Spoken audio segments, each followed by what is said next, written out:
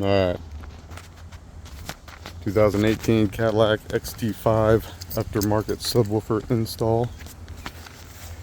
Problems I had with it.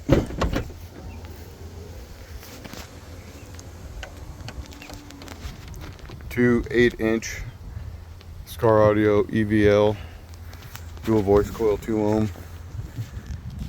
Two RP1200 Skar Audio amplifiers. Skar Audio line output converter. And a CT sound 2.5 farad capacitor. It is wired at 1 ohm.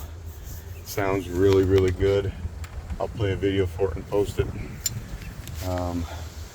Issues I had with it was a active noise cancellation system in the Cadillac itself. I was getting massive feedback through the subwoofer running a line converter. The solution to that is accessing the factory amplifier. Down below passenger side floorboard there were 4 wire harnesses attached to the amplifier. It is center left, the second one from the far left. You want to find the purple and blue wire in slot number 2 and snip it. It will deactivate the active noise cancellation.